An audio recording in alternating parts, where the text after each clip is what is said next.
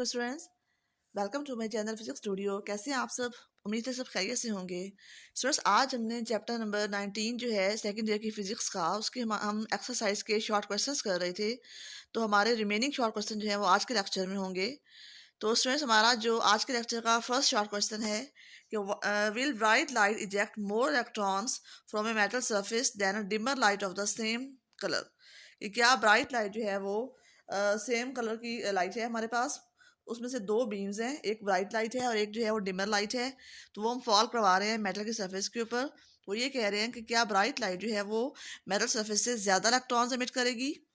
तो students, bright light के अंदर ज़्यादा नंबर ऑफ फोटॉन्स होते हैं, डिमर जो हल्की लाइट होती है उसके अंदर कम नंबर ऑफ फोटॉन्स होते हैं।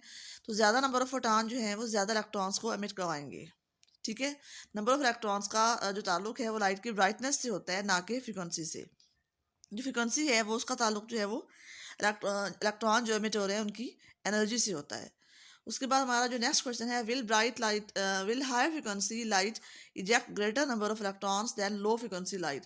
तो अभी मैंने स्टूडेंट्स बताया है आपको कि फ्रिक्वेंसी का ताल्लुक जो है वो एनर्जी से होता है, जो इलेक्ट्रॉन एमिट हो रहे होते हैं उनकी एनर्जी से, और जो फोटॉन्स आ रहे होते हैं उनकी एनर्जी जो है फ्रिक्वेंसी पे डिपेंड कर रही होती है, यानी कि E=hf।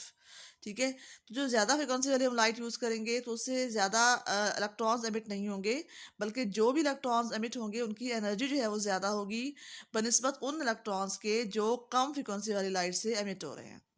अगर हाई फ्रिक्वेंसी वाली लाइट की और जो कम फ्रिक्वेंसी वाली लाइट है उनकी दोनों की ब्राइटनेस सेम है, तो इसका मतलब है कि उनके अंदर नंबर ऑफ फोटॉन सेम है, दोनों से सेम नंबर ऑफ इलेक्ट्रॉन जो है वो एमिट होंगे। लेकिन जो हाई फ्रिक्वेंसी वाली लाइट है उससे इलेक्ट्रॉन जो एमिट होंगे उनकी एनर्जी जो है वो ज़्यादा होगी। उसके बाद हमारा नेक्स्ट क्वेश्चन है 19.15, when light shines on a surface is momentum transfer to the metal surface. तो इसमें स्टूडेंट्स ये है कि जब भी लाइट जो है किसी सरफेस के ऊपर शाइन कर रही होती है, इसका मतलब ये है कि लाइट के फोटॉन जो है उस मेटल के सरफेस के ऊपर वो फॉल कर रहे हैं, अपनी एनर्जी को उधर ट्रांसफ़र कर रहे हैं, अपने मोमेंटम को भी उधर ट्रांसफ़र कर रहे हैं। फोटॉन जो आ रहे हैं उनकी एनर्जी भी है, उनकी मोमेंटम भी है। ठीक है, एनर्जी जो है उनकी E=hf है, और जो मोमेंटम है वो क्या है, P=h/λ। तो वो फोटॉन जब स्ट्राइक करेंगे विद द मेटल सरफेस तो अपनी एनर्जी और मोमेंटम जो है वो ट्रांसफ़र करेंगे उनको, और जो इलेक्ट्रॉन्स होंगे उस मेटल सरफेस के उस एनर्जी को अब्जॉर्ब कर लेंगे, उस मोमेंटम को भी अब्जॉर्ब कर लेंगे। ठीक है, उसके बाद जो हमारा नेक्स्ट क्वेश्चन है कि why can red light be use in photographic dark room when developing films but a blue light और वाइट लाइट कैन नॉट। तो स्ट्रेस फोटोग्राफिक डार्क रूम के अंदर असल में जो कैमरा होता है जिससे हम तस्वीरें बनाते हैं, जिसका आजकल ट्रेंड नहीं रहा, उसके हम लोग देखते हैं कि ब्लैक कलर के नेगेटिव्स होते हैं जिनके अंदर उन तस्वीरों का इमेज जो है वो स्टोर हुआ हुआ होता है। हमने डार्क रूम के अंदर उन फोटोग्राफिक जो फिल्म्स हैं उनको, जो इमेजेस हैं उनको हमने डेवलप करके हार्ड कॉपीज़ के अंदर प्रॉपर पिक्चर्स के अंदर हमने जो गत्ता के ऊपर बनी होती हैं उसमें कन्वर्ट करना होता है। तो उसके लिए हमें लाइट जो है कम एनर्जी वाली चाहिए। अगर हम ज़्यादा एनर्जी वाली लाइट यूज़ करेंगे तो वो जो उसके इमेजेस हैं वो डिस्ट्रॉय हो जाएंगे। ठीक है, तो इसलिए रेड लाइट जो है उसकी एनर्जी कम होती है। अगर हम ब्लू लाइट या वाइट लाइट यूज़ करेंगे उनकी एनर्जी जो है वो ज़्यादा होती है। तो उनसे जो है वो इमेजेस, जो फोटोग्राफिक डार्क रूम है उसके जो अंदर जो इमेजेस स्टोर है हमारे पास वो डिस्ट्रॉय हो जाएंगे, ख़त्म हो जाएंगे। इसलिए हमने रेड लाइट यूज़ करनी है जो कि कम एनर्जी वाली होती है। तो ये फार्मूला भी है हमारे पास, E=hc/λ। तो जो रेड लाइट है उसके लिए लैम्डा की वैल्यू जो है वो ज़्यादा है और उसकी जो एनर्जी होती है वो कम होती है, इसलिए ये उन फोटोग्राफिक फिल्म्स को इफ़ेक्ट नहीं करेगी। उसके बाद जो हमारा नेक्स्ट क्वेश्चन है 19.17, फोटॉन ए, दो फोटॉन है हमारे पास, एक फोटॉन ए हो गया, एक फोटॉन बी हो गया। Photon A has twice the energy of photon B. What is the ratio of the momentum of photon A to the momentum of photon B.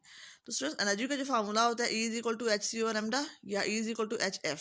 ठीक है, hf भी होता है और f जो है वो c/λ के इक्वल होता है, तो यहाँ पे हम E=hc/λ भी ले सकते हैं। तो जो फोटॉन ए है उसकी एनर्जी क्या होगी, E=hc/λ ए। ये सब्सक्रिप्ट हम ए यूज़ कर रहे हैं ये जस्ट लैम्डा और ई के साथ यूज़ होगा क्योंकि एच और सी दोनों कॉन्स्टेंट हैं। तो फोटान बी जो है उसकी एनर्जी क्या होगी, E=hc/λ बी। तो अभी उन्होंने कहा है कि जो फोटान ए है उसकी एनर्जी फोटान बी की एनर्जी का ट्वाइस होगी, यानी E=2 यहाँ पे हम इन दोनों की वैल्यूज पुट करेंगे, hc/λ=2 hc/λ बी। तो इसमें hc दोनों साइड्स पर कैंसिल आउट हो गए और 1/λ will be equal to 2 over lambda B. यहाँ पे हम लैम्डा बी फाइंड करते हैं तो वो 2 लैम्डा ए आ रहा है। तो ये लैम्डास की वैल्यूज आ गई। उसके बाद मोमेंटम का फार्मूला क्या है, P B is equal to H over lambda B, और इसमें हम लैम्डा बी की वैल्यू पुट करेंगे तो ये आएगा 2 लैम्डा ए। ठीक है, तो यहाँ से हम इन दोनों की जो रेशियो भी ले सकते हैं, और या हम जो है इसको सेपरेट कर दें, 1/2 मल्टीप्लाई एच ओवर लैम्डा ए। एच ओवर लैम्डा क्या, एच ओवर लैम्डा ए क्या होगा, ये पी ए, यानी जो फोटान ए है उसका मोमेंटम होगा। तो P B will be equal to 1/2 multiply P A. यहाँ पे हम दोनों की रेशियो लेंगे P B over P A, तो ये हमारा आंसर आएगा 1/2। तो ये जो है 1 और 2 की रेशियो होगी इन दोनों के दरमियान में।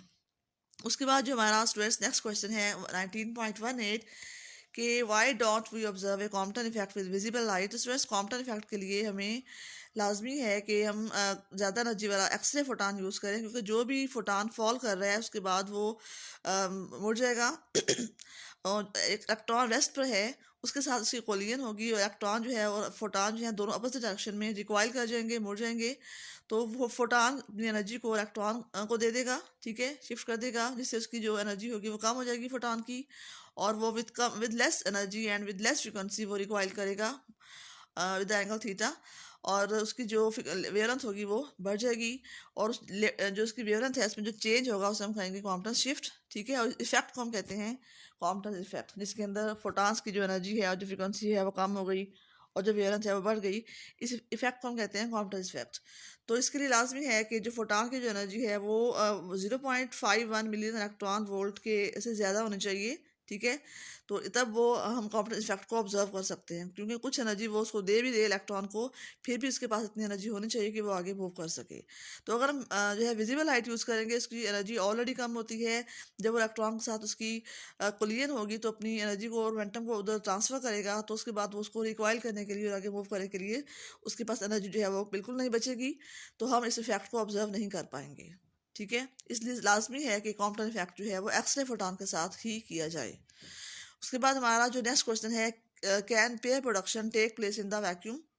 तो स्टूडेंट्स आप लोगों ने इस चैप्टर के अंदर जब पेयर प्रोडक्शन पढ़ा था, उसमें हमने पढ़ा था कि पेयर प्रोडक्शन में क्या होता है कि फोटान आ रहा है और वो किसी हैवी न्यूक्लियस के पास से गुजर रहा है, उसकी विसिनिटी में से गुजर रहा है, मतलब हैवी न्यूक्लियस का होना वहाँ पे लाजमी है। न्यूक्लियस के गिर्द जो है इलेक्ट्रिक फील्ड मौजूद होता है, और फोटान ने इलेक्ट्रिक फील्ड के अंदर से पास हो के फिर उसने एक पेयर में कन्वर्ट होना है, इलेक्ट्रॉन और पॉजिट्रॉन पेयर के अंदर कन्वर्ट होना है, और वो दोनों पार्टिकल जो है वो मूव करेंगे in the opposite direction to conserve the mass and charge. ठीक है, तो चूंकि वैक्यूम के अंदर कोई हैवी न्यूक्लियस नहीं होता तो उसमें की पेयर प्रोडक्शन इसलिए नहीं होगा। उसके बाद जो हमारा नेक्स्ट क्वेश्चन है 19.20, is it possible to create a single electron from energy. मतलब जो फोटान हमने पढ़ा है पेयर प्रोडक्शन के अंदर, जो कि न्यूक्लियस के इलेक्ट्रिक फील्ड के अंदर से पास होगा, उसके करीब से पास होगा, तो उसने एक इलेक्ट्रॉन में और पॉजिट्रॉन के पेयर में कन्वर्ट होना है। फोटान जो है वो एनर्जी है, यानी एनर्जी जो है वो इलेक्ट्रॉन और पॉजिट्रॉन में कन्वर्ट हो रही है, एनर्जी जो है वो मटेरियल पार्टिकल में कन्वर्ट हो रही है। तो ये दोनों पार्टिकल जो है वो अपोजिट चार्जेस उनके होंगे और ये अपोजिट डायरेक्शन में मूव करेंगे ताकि इनके मोमेंटम, इनके चार्ज वो कंजर्व रहें।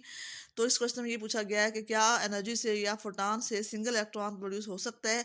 तो अगर सिंगल इलेक्ट्रॉन प्रोड्यूस होगा स्टूडेंट्स, तो ये law of conservation of mass and charge के अगेंस्ट बात होगी। इसलिए लाजमी है कि दो ऐसे पार्टिकल्स क्रिएट हों जिनके चार्जेस अपोजिट हों और वो अपोजिट डायरेक्शन में मूव करें, तब जो है वो law of conservation of energy and mass and charge जो है वो अप्लाई होंगे। ठीक है, तो उसके बाद हमारा जो नेक्स्ट क्वेश्चन है 19.21 कि if electrons behave only like particles, what pattern would you expect on the surface after the electrons pass through the double slit.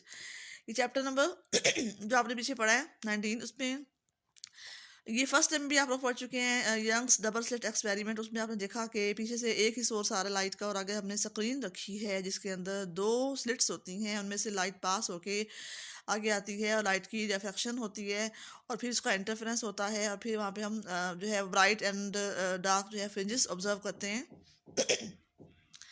तो इसमें अगर वो ये कह रहे हैं कि उसमें हमने जो फिनोमेना पढ़ा डायफ्रैक्शन में और इंटरफेरेंस में, उसमें लाइट जो है वो एज ए वेव ट्रीट कर रही होती है। तो इसमें वो ये कह रहे हैं कि अगर light as a particle treat करती है तो क्या हम फ्रिंजेस को ऑब्जर्व करेंगे, डबल स्लिट एक्सपेरिमेंट जो है वो होगा।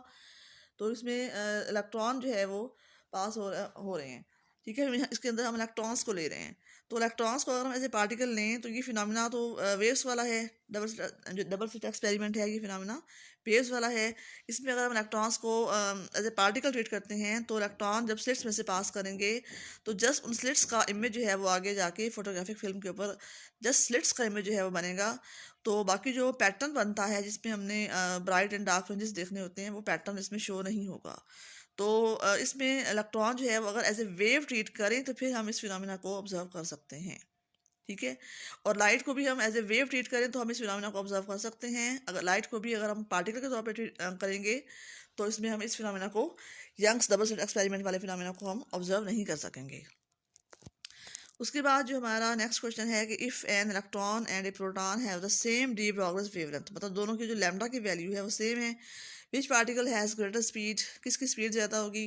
तो हमारे पास पार्टिकल के लिए जो फार्मूला है lambda is equal to H over M V, और इसमें हम v को अलग करते हैं तो ये आएगा v is equal to H over M lambda. मतलब v और लैम्डा जो वेवलेंथ है वो दोनों आपस में इन्वर्सली प्रोपोर्शनल है। v क्या है, स्पीड है। तो जिस पार्टिकल की जो है उन्होंने ये पूछा है क्वेश्चन कहते हैं which particle has greater speed, किसकी जो है स्पीड ज़्यादा होगी। तो इसमें स्पीड आप देखें कि मास पे डिपेंड कर रही है। ठीक है। तो इसमें electron and proton have the same de Broglie's wavelength, मतलब इन दोनों की जो इस केस में एच तो वैसे ही कांस्टेंट है और इन दोनों की जो लैम्डा की वैल्यू है वो भी इक्वल है। तो स्पीड जो है वो ओनली मास पे डिपेंड कर रही है। उसके साथ इसका जो रिलेशन है वो इन्वर्स है, जिस पार्टिकल की मास ज़्यादा होगी उसकी स्पीड कम होगी। तो इसमें आप देखें किसकी मास जो है वो ज़्यादा है इलेक्ट्रॉन और प्रोटॉन में से। तो प्रोटॉन जो है उसकी मास इसमें ज़्यादा होगी। ठीक है। इलेक्ट्रॉन की मास जो है वो कम होगी, इसलिए प्रोटॉन की मास ज़्यादा होने की वजह से उसकी स्पीड जो है वो कम होगी। प्रोटॉन की मास ज़्यादा है तो स्पीड कम होगी। ठीक है। उसके बाद जो हमारा नेक्स्ट क्वेश्चन है 19.23 कि we do not notice the de Broglie's wavelength for a pitched cricket ball. ये क्रिकेट बॉल है वो जा रही है काफ़ी स्पीड से, तो हम उसकी वेवलेंथ जो है वो हम नोटिस नहीं कर सकते। इसकी वजह क्या है कि क्रिकेट बॉल का मास बहुत ज़्यादा है। अगेन हम देखते हैं कि मास और जो वेवलेंथ है लैम्डा वे एक दूसरे के साथ इन्वर्सली प्रोपोर्शनल है। जिस पार्टिकल की मास ज़्यादा होगी उसकी लैम्डा की वैल्यू बहुत शॉर्ट होगी।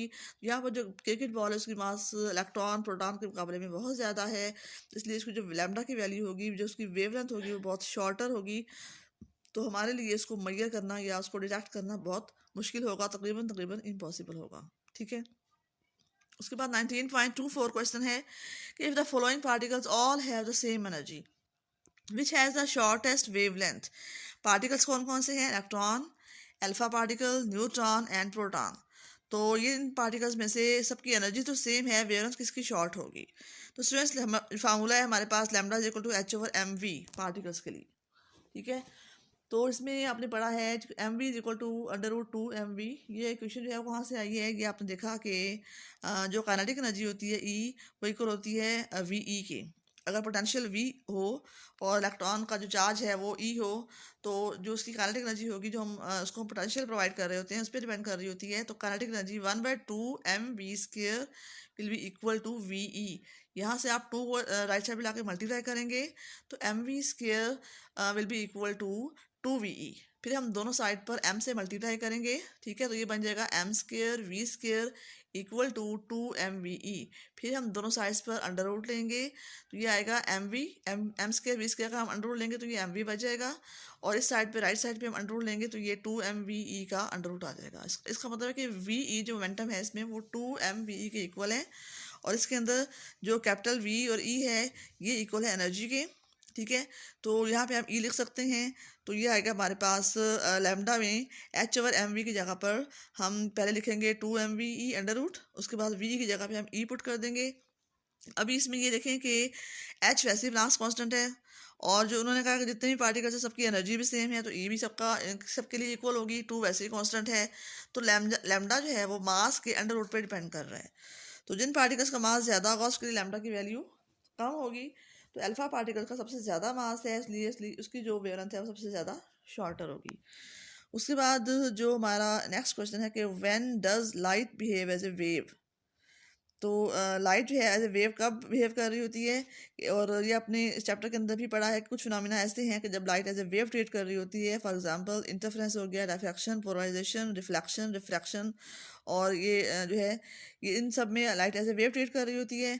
और कुछ फिनोमेना ऐसे हैं जिनमें light as a particle treat कर रही होती है, लाइक फोटोइलेक्ट्रिक इफेक्ट हो गया, कॉम्पटन्स इफेक्ट हो गया, ब्लैक बॉडी रेडिएशन हो गया, पेयर प्रोडक्शन हो गया, एनिलेशन ऑफ मैटर हो गया। इन सब के अंदर लाइट जो है वो एज ए पार्टिकल ट्रीट कर रही होती है। उसके अंदर क्वेश्चन नंबर 26 है 19.26, what advantage an electron microscope has over an optical microscope. तो इसमें आप देखें कि इलेक्ट्रॉन जो एक रिजॉल्विंग पावर होती है, जिसमें हम इसका मतलब है कि कोई भी इंस्ट्रूमेंट जो है वो कितनी ज़्यादा किसी ऑब्जेक्ट का कि उसके बारे में जो माइनर डिटेल्स हैं वो शो करता है। जितना ज़्यादा अच्छी उसकी जो माइनर डिटेल्स हैं वो कोई ऑब्जेक्ट कोई भी इंस्ट्रूमेंट जो है वो शो करेगा, उस इंस्ट्रूमेंट की रिजॉल्विंग पावर जो है वो उतनी ही ज़्यादा होगी। तो रिजॉल्विंग पावर जो है एक लेंस के लिए वो इक्वल है कैपिटल डी ओवर 1.22 लैम्डा। इसमें जो डी है उस लेंस का डायमीटर हो गया, और लैम्डा जो है इसमें उस लाइट की वेवलेंथ है जो हम यूज़ कर रहे हैं। तो रिजॉल्विंग पावर जो है वो लैम्डा के इन्वर्सली प्रोपोर्शनल होती है। तो चूँकि इलेक्ट्रॉन की रिजॉल्विंग जब लैम्डा की वैल्यू शॉर्टर होगी तो रिजॉल्विंग पावर आर की वैल्यू ज़्यादा होगी। तो इलेक्ट्रॉन्स के केस में उसकी जो वेवलेंथ है वो बहुत ज़्यादा शॉर्ट होती है, इसलिए उसकी जो रिजॉल्विंग पावर है वो काफ़ी ज़्यादा होगी। तो ये इसका एक इलेक्ट्रॉन माइक्रोस्कोप का एडवांटेज है ऑन द ऑप्टिकल माइक्रोस्कोप की, इसकी रिजॉल्विंग पावर जो है वो बहुत ज़्यादा होती है। ठीक है, ये ज़्यादा क्लियर और डिटेल्ड माइनर डिटेल जो है ना वो हमें देता है इस ऑब्जेक्ट के बारे में जिसको हम स्टडी कर रहे होते हैं, जिसको हम देख रहे होते हैं। उसके बाद 19.27 है कि if measurements show A precise position for an electron can those measurements show precise momentum also. तो आपने स्टूडेंट्स अनसर्टेनिटी प्रिंसिपल के अंदर पढ़ा है कि position and momentum of A particle can not be measured simultaneously with perfect accuracy. कि कोई भी ऑब्जेक्ट है, कोई भी पार्टिकल है, उसकी पोजीशन और मोमेंटम को हम बिल्कुल एग्जैक्ट एक्यूरेसी के साथ, दुरुस्तगी के साथ हम सेम टाइम मेजर नहीं कर सकते।